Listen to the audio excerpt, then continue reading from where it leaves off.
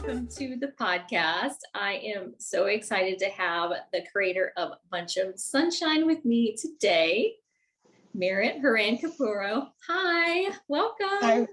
Hi, Brittany. Good to see you. So you are a local artist and you love sending a little sunshine people's way with yellow themed gifts. So I'm so excited to hear your story and how you created your business.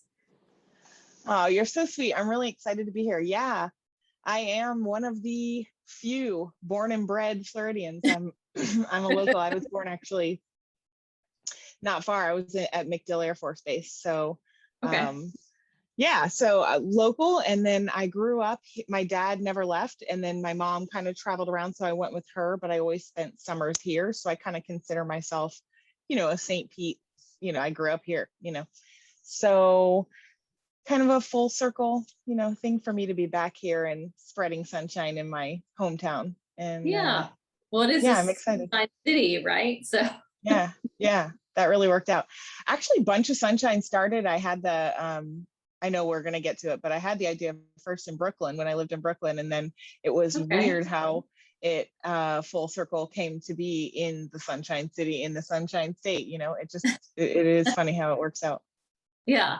Yeah. Cool. So tell me why St. Pete? Why do you love it so much? I love St. Pete because I love I love the fact that my family is here. I love the fact that you can actually get out and do a lot of things throughout a lot of the year. I'm not a huge fan of the heat, so I don't love, that part of it, but it's about to be the season where I thrive, so I'm really excited for that part of the year where you can actually just sit outside and enjoy life. And then I'm really excited because being a local, if you are local, that 15, maybe 20 years ago, it was totally different here.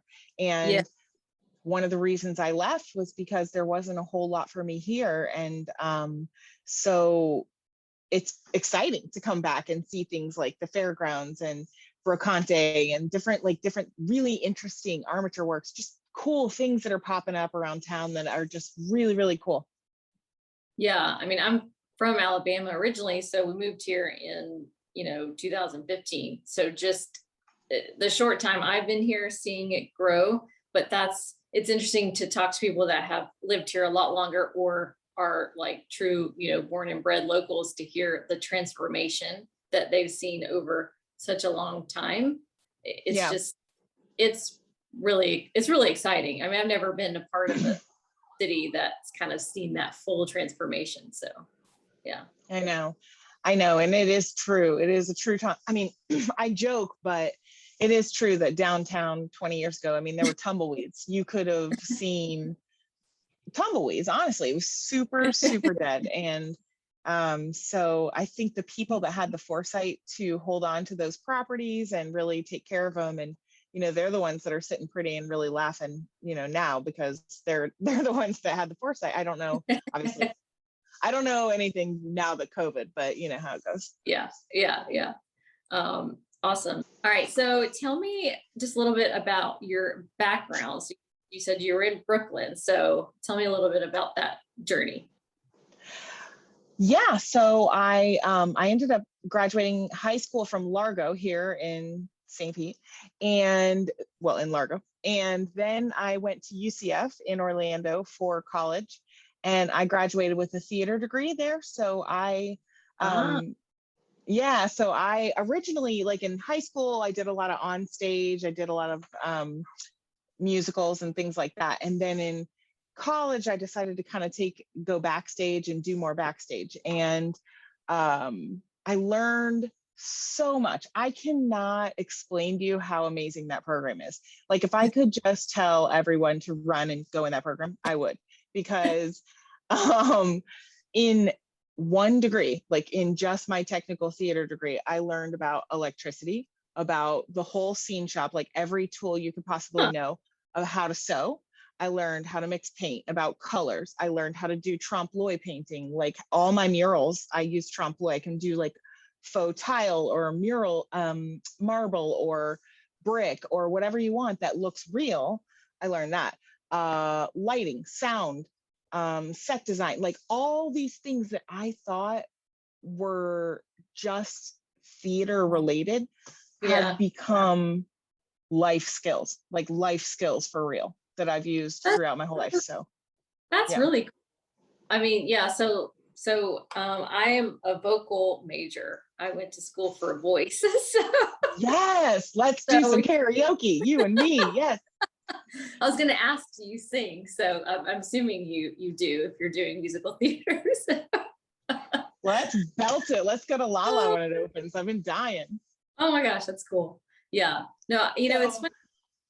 I was going to yeah. say, like, it's when you talk about you learn so many different things in the degree that you didn't think. I mean, I think I have always said the same thing. It's like, I went to school for voice, but I learned so much more beyond just that. So like, it really, no matter what, I feel like when you go to college to study anything, you're learning so much more than just that one topic. So that's really cool. Yeah. Yeah. And I think that's the unexpected part of becoming a student and kind of like going into that whole unknown world of your first time in college and all that. I mean, it's like, Yeah. whoa, I could take any of these classes, whatever I want. Like I took some crazy, weird classes that, I just to try. Why not? Why not take an anthropology or a weird Yeah. class, about something? So Yeah. so then so then after college, I ended up moving home. I had a need to come home and spend some time at home. I really was in a stressed out position, I got to be honest. And then I got myself well again and kind of picked myself up by the bootstraps. It was stressful at the end of college, I got to say. Yeah. And yeah, and then, but I mean, it was definitely my mom and my best friends that were really like there for me and said, you got this. We're proud of you, whatever, blah, blah, blah. So That's had good. yeah, and I had a very kismet opportunity to move up to Brooklyn. Originally it was Queens. We were in Astoria, Mhm. and my best friend called me one day out of the blue, and she said, "My aunt has a house. It's 2 stories. She's willing to rent us the top floor if you want to go." And I was like, "Yes, that is Sign me. the answer. Yes, like yes, this is happening." And a lot of that also, again, was my mom kind of saying, go, like, please go. You will regret it if you don't go. And we had a 6-month kind of open-ended contract, not written, with her that was Mhm. like let's try it out. And I think that was a perfect situation to go into New York City because, you hear your whole entire life, if you can make it there, you can make it anywhere. Yeah. Well, that's a lot of pressure to make it, because does that mean if you can't make it there, you suck everywhere? Like, what does that mean exactly? You know what I'm saying? Yeah. So Yeah. mentally going into it, having that open-ended, but we can leave in 6 months, was something that was like, let's go full force at it and really try. And then if it doesn't work out, it doesn't work out. We can go home. Yeah. There's no skin off our heels. So I loved it. I got a job instantly at a temp agency on the 44th floor of the MetLife building, looking right down Park Avenue. It was, That's so cool. I went through Grand Central Station every single morning, and I was so happy to be alive. And long story short, it wound up me within that 6-month period, through a high school friend actually that had also lived in the city. So it is who you know. This is the moral of the story. It is kind of who you know. Yeah. Introduced me to someone who knew someone who had a textile studio, and he was looking for artists. And so my original job was to sketch in my pajamas at home. And I mean, talk about a dream. Like, I was like, this is the life, because I would go in on Monday, and John Sano, I'll tell you right now, John Sano. So John would give me a topic at the Monday. I would sketch all week, like circles or flowers or stripes or Yeah. something like that. And I would sketch all week and bring my sketchbook in on Friday and get a paycheck. And it was phenomenal, because I was developing a website for him. I was developing categories of a Mhm. textile website that he then turned into like for sale. So people can go on Yeah. and buy these seamless. So it was helpful to him in the end, obviously. But that's how I got my foot in the door in the textile industry. And for the next 11 years, I worked as a textile designer and essentially worked with companies like Anthropologie. I saw my one of my prints in the window Oh in my God. Anthropologie in Rockefeller Center. That was freaking cool. That was like, Whoa. what? Like, What a moment. Rockefeller Center. Wow. yeah. I've seen my stuff just walking down the street that I've worked on stuff for DKNYC, just like, because we were a service bureau. Essentially what a service bureau does is we take off the offload of CAD that their own design team can't handle. So, or have no time for, really. Don't say they can't handle it. They just have too much. Yeah. So we work with everyone, and that was awesome because I got a flexible style and I developed kind of like a love for all things, and men's and women's and home and kids and novelty and wovens and stripes and plaids and anything textiles I was creating. So that in a nutshell, I ended up leaving him when I outgrew kind of his cap of, he's a small business. And so I was looking for more, and I ended up moving down to get closer to home to White House Black Market. And I worked for a while for them. And then I wanted to branch out and go on my own. And that's what kind of drove me to do Bunch of Sunshine, because like I said, I had an idea in Brooklyn, and I said, I want to be able to, essentially, if you can picture this, because I didn't do this, but the original idea was like a website where you would have thumbnails of all yellow products. And we're talking like branded. So like, Bic and like, Wrigley gum that's yellow, and like So a like yellow. different Yes. things that are yellow. Okay. Yeah. And then a customer would go on and pick and choose and drag and drop, almost like building a cart, building a basket. And then that box would get shipped. Well, I'm not a factory. What did I find out? I found out I'm not a factory, and I didn't go to business school. I went to theater school. So I have, since you and I talked, kind of decided to go back to my roots of graphic design and murals and doing more art. And so I do the yellow stuff, but I was telling you earlier that it's moving more into a more commission basis, like graphic design, like, things that I can do a really passionate job on and know that it's being sold.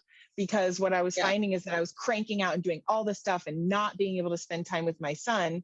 And then like 1 or 2 stickers would sell or something. And it was like, what a bunch of work for nothing. So I kind of took it back to, the roots of that. And I'm excited to show you. I have some stuff here to show you. So Okay, cool. I talked for a while. Sorry. No, this is perfect. It's the whole point.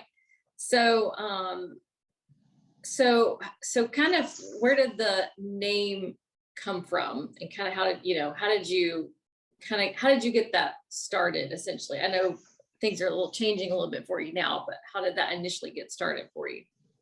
Yeah, it works in my favor, actually.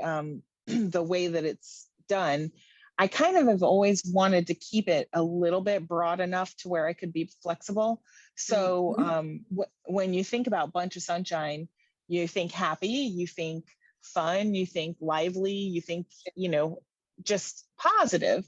And that's generally what I'm going to be selling, regardless of what the actual item is. And so while originally it was supposed to be the bunch in the box, the bunch of sunshine, I found that customers really don't, I don't know, I wasn't finding the right customer. I think that either the people that want to shop and curate will do that themselves, you know what I'm saying? And not necessarily do it online. Or the people that don't want that want a basket that's already been put together, which to me, you can find already. That's been done. So what I liked about Bunch of Sunshine was that it was all the different yellow items. And then you would say, throw in a yellow teddy bear if they like teddy bears, or a yellow coffee mug if they were a coffee drinker, or, like you could personalize it based on what the person was. But goodness gracious, I'm not Office Depot. I can't do this. Like, it's just not. It's not Yeah, happening. that I can see that. So what year did you actually start up the business? So Creative Earth, I incorporated, which is the parent company. I incorporated that in 2000, I think 16, Okay. 17, I believe. And that was right when I left White House Black Market. That was right when I decided to leave fashion, and I was, gonna go out on my own. And that whole story in and of itself is a long story, but suffice to say, 6 weeks after my ribbon cutting, after my grand opening, I was pregnant. So Oh, wow. so talk about throwing a kink in my plans, and I'm approaching 40, and so I didn't want to take any risks, and so I was like, oh, I'm going to be really not running around chasing people and doing classes and erratically doing what I was doing. So it's been a roller coaster. And then it was COVID. After I closed Creative Earth, I don't know if you know this, but I do the HSN thing. I'm a craft contributor on Home Shopping Network, and Okay, yeah, you had mentioned that, but I wasn't sure what that all entails. So so I essentially am representing. I represent different companies with different craft items. So okay. it ranges different products, and I have the pleasure of going on air and selling them. And originally, when I closed Creative Earth and had my baby boy and all that, I wanted to go on air. So I tried out, and I went through all of the, things. There's a lot of training and a lot of Yeah. interviews and all kinds of different things. It's a long process, probably took about 6 months. And then I had my first airing, and then they closed the studios for COVID 2 weeks later. Oh, geez. So, Of course. yeah, of course. So since then, we have had to go live from our house. So, Oh, wow. which is fantastic, except I have a toddler and I am not a crew. So that's Yeah. one of the things I was going to tell you about, was that when I took this on, it's one of those things where you go to the studio, you pull in, you get your makeup done, you Yeah. walk on set, you do They're your doing thing, and that you go for home. you. Yeah. Yeah, now it's like you set up the light, you make sure the sound, good God, please let the Wi-Fi work, like all these little things that I never took for granted, because I was crew. Doing the backstage thing gave me you know, all the knowledge in the world of all that, Yeah. because that, they're doing a lot of work. So Yeah. Well, anyway, obviously your theater background helped you with the on-air personality and all that. So yeah, definitely. And the yeah. projecting. I don't need a mic. Yes, projecting for sure. Cool. So tell me about kind of where your inspiration comes from. Whether that was, putting together the yellow, bunches of sunshine in a box, and the different pieces that you create from an artist standpoint, where do you get your inspiration from? I would say I get my inspiration a lot of times from unexpected places, like something somebody has on, or Yeah. something I see on TV, or even architecture. A lot of times I'm inspired by architecture. I love nature. A lot of times, especially the bunch of sunshine, it was really all about, inspiring and sending sunshine to someone, and brightening their day. And keeping in that theme, even with my new artwork, it's all going to be about the ocean and the sun and the horizon line, because I really think that in general, no matter who you are, I don't care how old you are, the horizon kind of represents that calm and that peaceful just feeling that you get when you just look out and there's no movement, and it's just horizon line as far as you can see. And I love that peaceful feeling. So that's what inspires, especially the new art that I've been doing, Yeah. So, and you had mentioned like wanting to bring like happy, positive, fun kind of vibe, to people with your products, the things that you make. So it sounds like that's important to you. And you just mentioned like, peace, just kind of that. Is is that the general like aura that you kind of embody with yourself and with your art? I definitely try to. I don't feel very peaceful with a toddler, I gotta say, but You get a pass. yeah, all right. Thank you. I definitely, I used to be a very peaceful, no, that's exactly what I want. I want to embody that feeling when you're standing in the ocean with your toes in the sand and the water's lapping up and you're just happy about the day. Either you're watching a sunset or a sunrise even. I'm a morning person, so I'm all about, depending if you're on the East Coast, we don't get sunrises, but Yeah, yeah, that's true. yeah, but the sunsets are phenomenal. And I just think that that feeling that you feel is unmatchable. And a lot of people, if they are landlocked and they're not on a coastline that they can get to frequently, miss that feeling. And that's what brings them to the beach. And that's what draws them to the coastline, because that feeling of just never ending and just calm and just unknown, and the wind beating at you and hearing the birds and feeling the sea spray, it's all part of it. And so my newest stuff is actually called Keep the Beach. And the idea being that I'm creating these masterpiece landscapes that are 3D. And essentially, I'm incorporating real life nature in there. So real sand from the beach, or real shells, or real things from nature. So I also am going to sell, this one doesn't because I already sold the ones that do. I'm going to sell ones that have vessels in them, so that if you were on vacation here or you wanted to buy it, you could keep the beach, literally pull some sand from the beach or put some shells and literally keep the beach. So there'll be like a glass vial right that's here. so cool. I love so just because I really love the idea, but I wanted to do something that was more special, that took more time, and that people were like commissioning, because then I know that my time and my efforts are going to be worth it. So that's kind of my new thing. So that's what I've been working on, our commission pieces for that. And then I just got the okay to do a mural on my building. I'm so excited. Oh my gosh. Oh, congrats. I'm super excited. I don't even have, what a dummy. I should have brought the artwork. It's kind of like this one. I brought this sticker out. It's kind of like this one. So it's going to be almost like like the sea life is swimming around you. It's going to be one of those murals that you can stand in front of and take a selfie, or it can be standalone, without you standing there. But if you stood in front of it, it would look like you're like standing in an aquarium window and all the animals are around you. So that's really cool. I'm super excited about it. So what's the time frame on that? Is there any kind of, is that set in motion yet, or you don't know yet?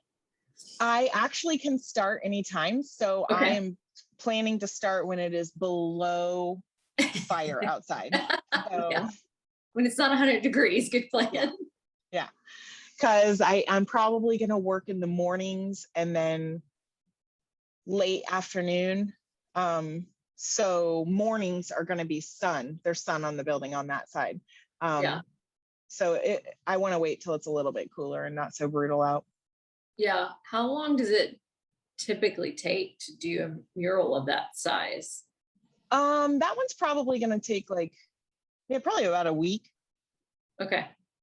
And mainly because I live close by, so I can just kind of meander over when I have time. So I can split it up into smaller portions. If I was able to give it a full chunk, I could probably get it done in I don't know, 2.5 days, something like that. But you do have to get, you do have to give, coats time to dry. You can't rush that and stuff like that. So yeah, very cool. So talk a little bit, well, actually, I would love to ask, how long have you been drawing? Like, was it as like a kid that you kind of got into that and started around with drawing, or Yeah. And funnily enough, as a kid, I always, even like high school, whenever I was drawing, I always drew buildings. I always loved to draw buildings, just buildings, like actual, and how funny is that? Because later I did scenic design and all we did was draw that. We had to learn AutoCAD and do all kinds of, 3D models and all that. So it was awesome because I didn't know I was going to do any of that when I went into the degree. Honestly, Yeah. I had no idea what to expect. So what a happy accident. I mean, That's very cool. yeah. So where do you typically sell? Is it a lot online, Etsy shop, that kind of thing? Or is it a lot of word of mouth, like in the community? How does that work for you? So I guess the evolution has been the first thing that I was doing was a lot of word of mouth. And then I was doing events, like craft events, and I would rent a tent and I would like set up a Like, whole thing. yeah. Yeah. And then with Bunch of Sunshine, it was all online because it was pretty much like an online based business. And then now it's going to be kind of back to word of mouth. The online part of it is going to be, I'm still going to hand pick some of my designs because I do have the textile design experience in me to curate into some items to sell on my website because like this is not a great example because I don't love the quality, but I do, if you watch The Office, Pam Beasley. Oh, yeah. Pam Beasley has all these plants on her desk. Oh, And so I paint all of them. So I do a whole nother Instagram account. I'm insane. Of that's so cool. yeah, So of Pam for Beasley's plants. So people who are listening on the audio version only, she's holding up like a notebook. So you were hand painted that image on the front of the notebook there. Is that what yeah, you're well, saying? I hand painted an original watercolor and then I Okay. actually scanned it in and Okay. digitized it, and I can actually Print reproduce it. this on a ton of different items. So Ah, very cool. Okay. yeah. So That's very that was cool. kind of what I was doing probably right in the throes of COVID. That's what I was heavily focused on, was the online, like, and you were asking about the inspiration, and in that one section, okay, so there was a progression of time where I decided, okay, I'm not a Office Depot. I can't do Yeah. curated like actual items. I don't know how to Yeah. do it, and I don't have storage for all of that. Yeah. Then I said, okay, well, I can hand make all yellow things. So I started making really high end, like I know how to sew. So I was making, kitchen towels, and I was making different coasters and different things and dolls. I was making talk about so much work, Merritt. I offered over 70 products, 70 products on Etsy. Wow. That's a And lot. yes, jewelry, like what? Why? Why do you do this? You have a 3-year-old who needs your attention right now. So that's why I feel like if I can go back to, I'm doing CAD again. I'm doing CAD right now for John again, Sano up in Manhattan. And so I'm working through, and then I'm also doing some freelance for a couple of big clients. So it's been great because that's something I can do at night. And then these commissioned art pieces, when I have time, I get to them, and it's a fantastic work so that I can focus on his language development and his potty training and all that in this exact stage, because everyone says it, but these times fly by and you blink your eye and they're gone. And so I'm really trying to be a present parent. Yeah. Well, it's cool to hear you say that because I think, I run my own business as well. So it's like the struggles of the entrepreneur life and balancing family and your loved ones and friends and like keeping all those relationships intact. So, I think it's too easy to get caught up in work, work, work, work, work. Take that time out for the people that are in your life that you love. Mm-hmm. So it's where you say like, you want to be present for your son and like, be the mom and not take that time for granted and not get caught in the what the world says to us about what success looks like and that kind of thing, but your own definition of what success is. So yeah I've struggled with it a lot. I think that when I had him, I went from being completely self-sustained and having paid whatever, being independent woman, Beyonceing the crap out of life, Yeah. then all of a sudden, not all of a sudden, because, you have 9 months to plan, I guess, but you just can't fathom, I guess, until you're in the situation, Yeah.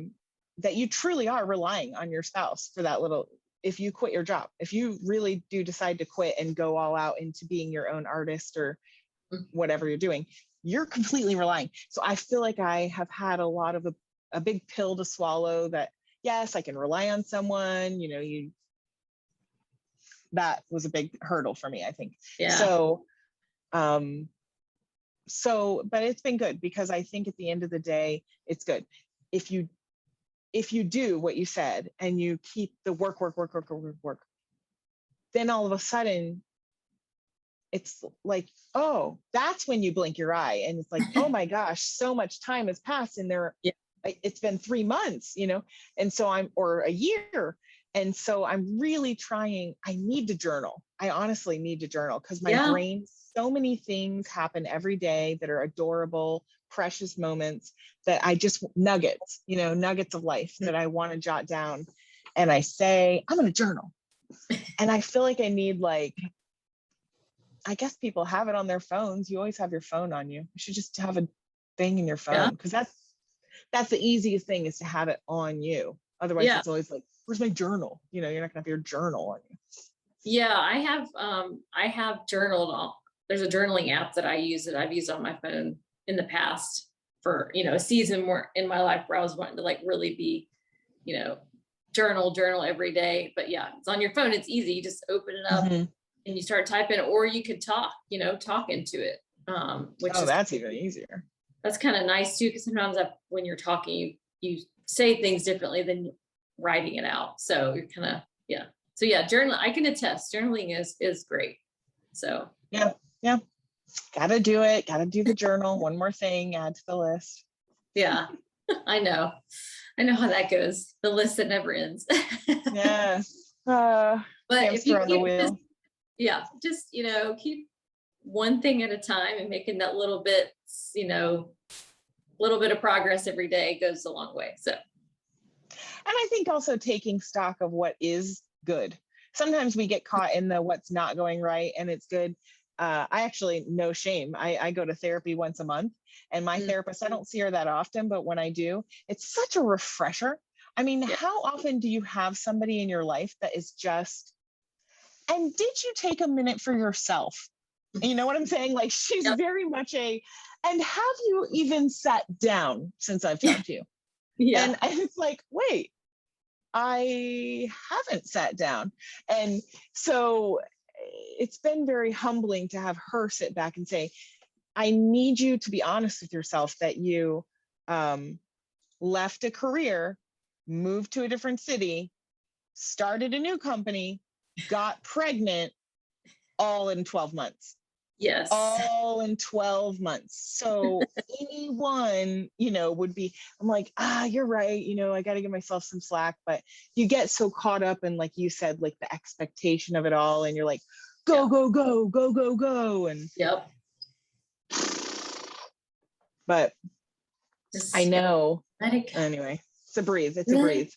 Yeah, Yeah. yeah. I mean, therapy is a wonderful thing. I've done that myself over different, spans of my life. It's, that having that third party, someone who's, no judgment, no bias, you just get to, talk through things with them, and they can give you actionable like things to help you, provide solutions, and then just being a listening ear, all that together. Yeah. Oh, Therapy yeah. I love is it. I highly recommend it. yeah, me Highly too. recommend. Yep.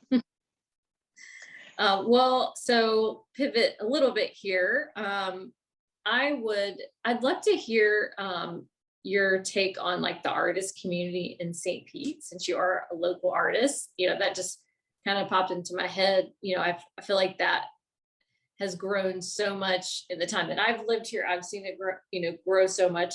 So, what is the artist community like in St. Pete? Is there that camaraderie that you feel, stuff like that? I think the camaraderie exists. I think that there's pockets, I think there's definitely like, Mhm. there exists the different age groups, if you want to, or like the oldies versus but I think there is, what I love about the St. Pete art scene is that there's a willingness to accept new artists. Mm. And you don't really find that in New York. I think there's a lot of who like who's your dad, what's your last name, who Yeah. introduced you, who brought you here. And I think there could be that here, but I think that I've noticed, I've kind of been a weird like Instagram lurker slash friend, seeing what's going on with the scene, because I'm not technically in it yet. I'm Yeah. kind of like dipping my toe and going to events. And I currently I'm selling a few pieces at the Morian in their gift shop, which is freaking awesome. Oh, I just gotta say, that's like blowing my mind that they that's have my very stuff. cool. Amazing. And I have a couple of good friends that are really great, amazing artists in this art scene. So I've been kind of trying to brush elbows and become better friends with them, because I think that, you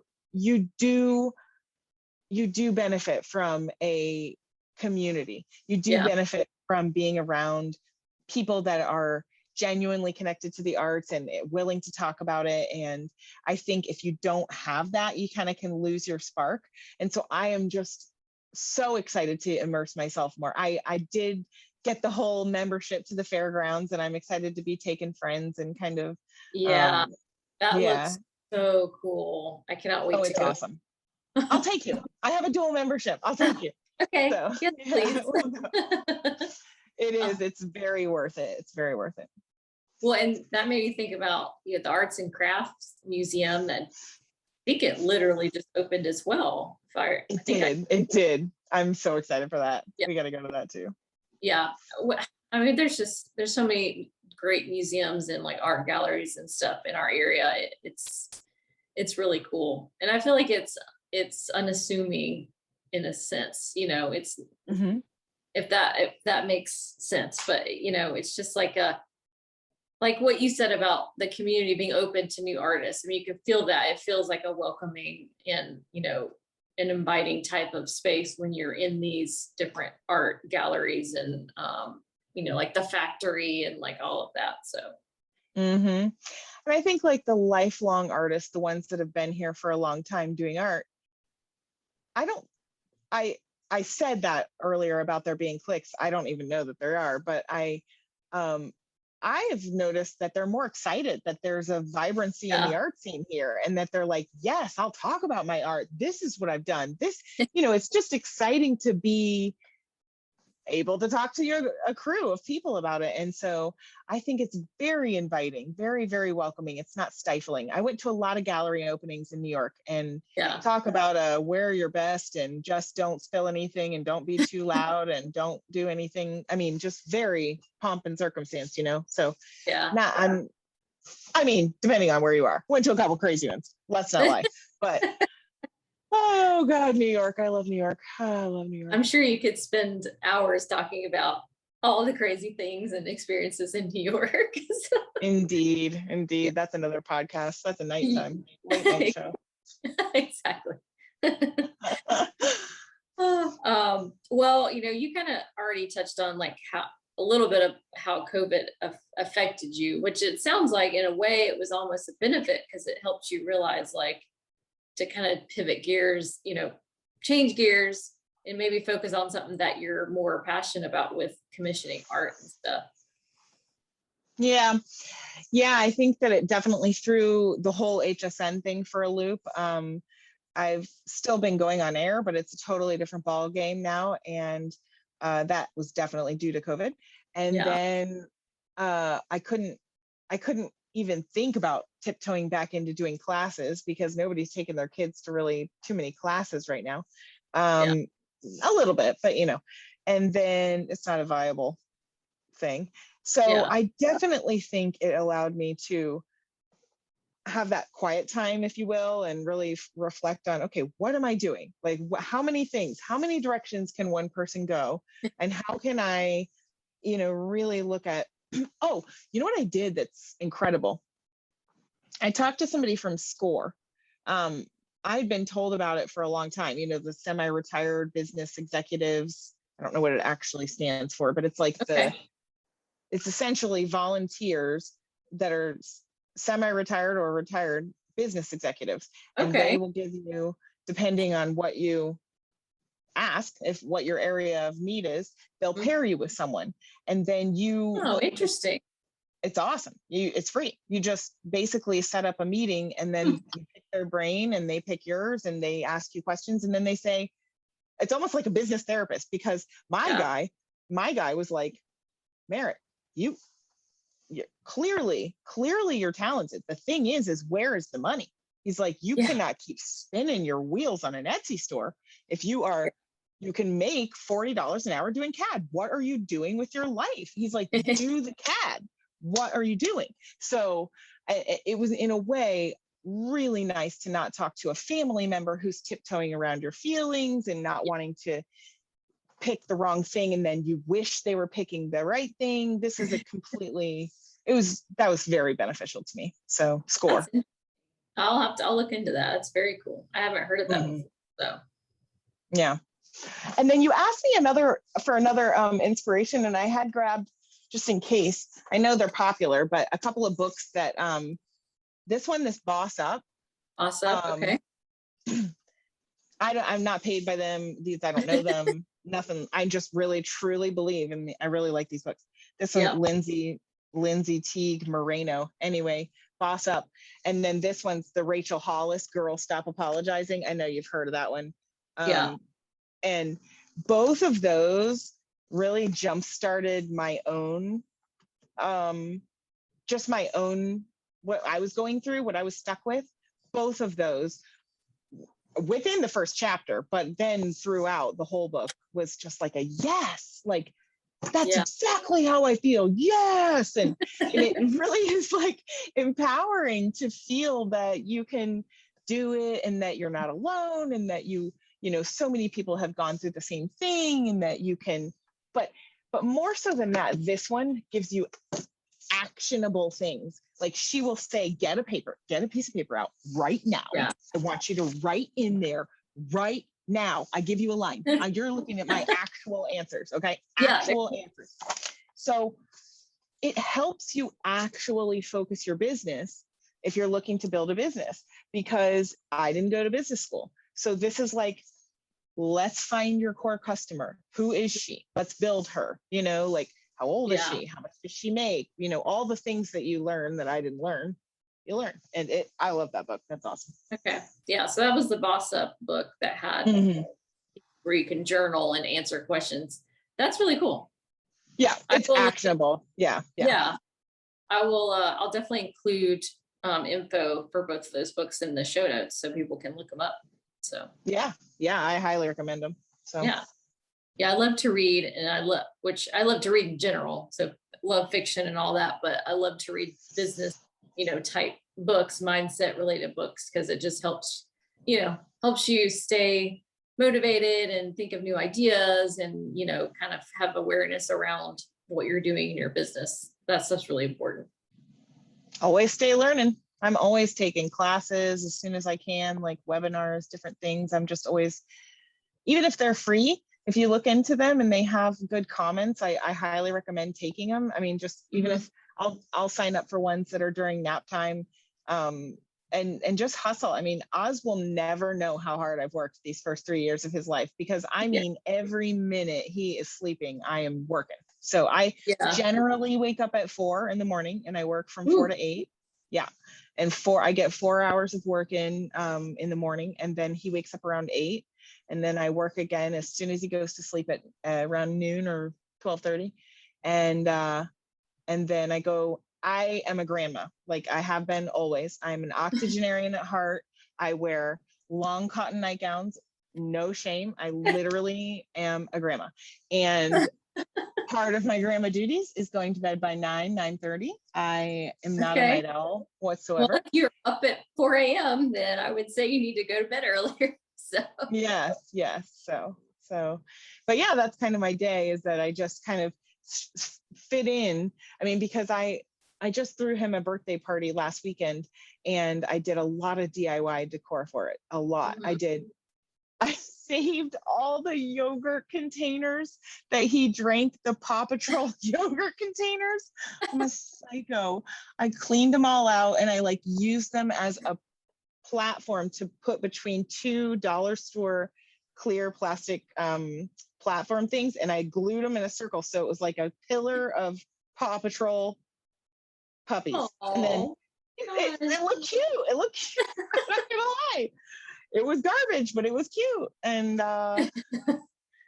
so anyway, everybody at the party was like, how do you find time to do this? And it's like, I don't stop. I don't not do something. I'm not ever not doing.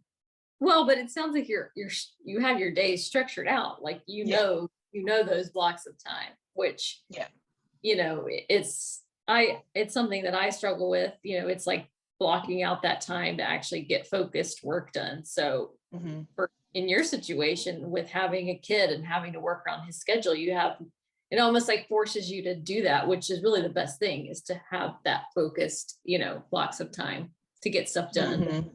Yeah, I didn't do it before him. I wasn't as disciplined at all.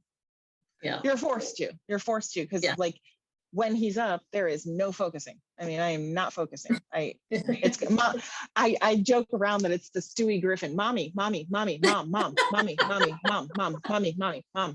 Yeah. Hi.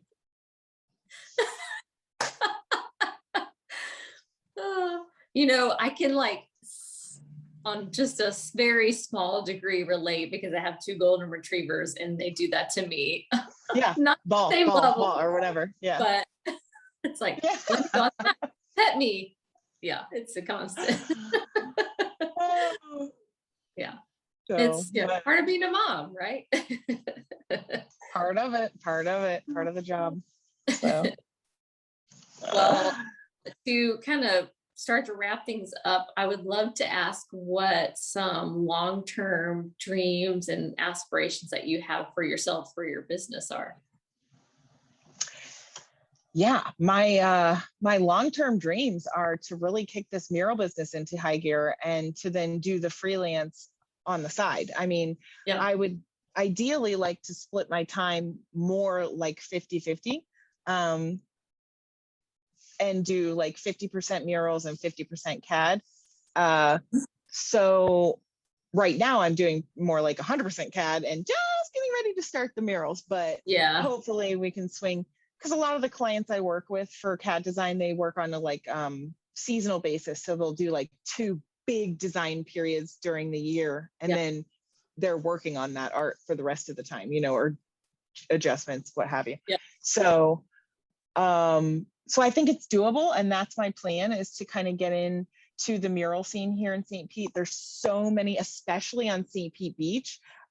This is a weird side note. Anyway, whatever, it doesn't even matter. But my grandfather was mayor of St. Pete Beach for a couple of years, a long time ago. And that's so cool. Yeah, it is cool, but it's on this beach. I may be able to get a couple of buildings to say yes to a mural to me, because I'll be like, oh, do you know my grandpa?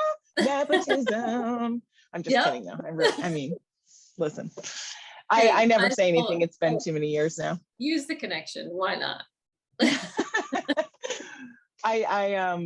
I do. It is kind of a weird, cool, full circle. I keep looking that way because there's an ambulance over there. Sorry. Oh, that's why I'm looking. There's like lightning storm and something going on over here. So I keep being drawn, and I'm like, don't look.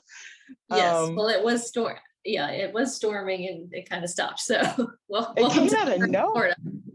You hear that thunder? Do you hear that? It's thundering right now. Yeah. Anyway, so, but that's my goal. I think that if I could get to a place to where I have structured. Yeah.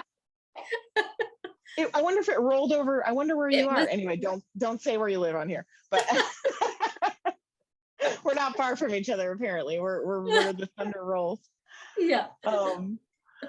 So anyway, I'd like to get to a place where I had structured commissions to where I could plan my calendar out, and have work that I can rely upon coming, you know, and work like that, because as it is being a freelancer, it's just definitely such an unknown basis. And I can't do that as a mom. So I'm going to try to start working on building out my calendar in the future to where, I'm booked up for a good, whatever, Yeah. 6 months to a year, so. Gotcha. Awesome. Well, this has been a fantastic conversation. I love hearing about your journey. I mean, that's my thing that I love about these podcasts is just hearing the journey behind people getting to where they are today with their business. There's so many nuances and, zigs and zags along the way, and it all makes you who you are today in your business. So it's just very cool. Oh, well, this is such a great platform. I loved it. I love listening to them. I was listening to all your back episodes and stuff, and it's so great. I agree. People's backstories are so interesting. You find a lot of parallels. You think, oh man, I went through that. So it's really neat. Yeah. Well, so a couple fun things I like to ask before we end things. So what is, and I'm sure you heard this on the other podcast, what's one of your favorite spots to go out? Like if you happen to go out for dinner or drinks or whatever on a fun night out, where do you like to go? For a fun night, I'm going to say local here is a really delicious burger at Willie's. It's on, I don't know if it's Corey, but it's right here on St. Pete Beach, not far from Corey at Willie's, and it's just a little hole in the wall, but they have a delicious burger, and you can usually hear the live music from the places nearby. Oh, that's fun. I love it. Sure you do too. What about your favorite pizza in town? Which is always like a hotly debated topic, but yeah, I'm gonna probably make a lot of people mad. I don't really like any pizza I've had, to be honest with you. And I know it's rude, but I lived in New York, so I guess you're justified saying that. I gotta say, I find it either too greasy or too thin or too sloppy or too thick or too the cornmeal underneath, or I just am not pleased with the pizza around here. I guess if I had to pick the Vito and Michael slice or Gigi's, I'd say probably one of those two, but I'm picking real local because that's my bag. I've been told to go to a few places downtown that I haven't gotten to, so I'll give them a try. Okay, cool. All right, so when you do get the coveted day off, maybe to yourself, and you could kind of just do whatever you want, what would you choose to do? If I could do anything I want, I would wake up super early and pack the car and go out to Lake Fort DeSoto and set my beach chair up like right on the water and have my watercolors and some music and just relax. I would have like a picnic and not have to leave, just stay all day and just like relax out there and just make art and hopefully have a couple friends with me. So that would be my best day. That sounds like a great day. And we have such beautiful beaches. So I love a good beach day. Yeah, my husband unfortunately isn't a big beach goer, but he would probably have to be watching the little one anyway on the coveted day off. So yeah. Cool. Well, where can people find you online? What's the best way to connect? So on Instagram, you can find me at Merritt Horan Capurro, which is mainly my HSN driven page and my personal, not personal, like real personal, but just HSN. And then Bunch of Sunshine Box is my Instagram handle. And that's more of my artwork and my store. And it also has the link tree on there that will take you to a whole bunch of other stuff. So you can see my HSN earrings, you can see my TikTok. Please don't judge. I mean, if you come over to my TikTok, let's just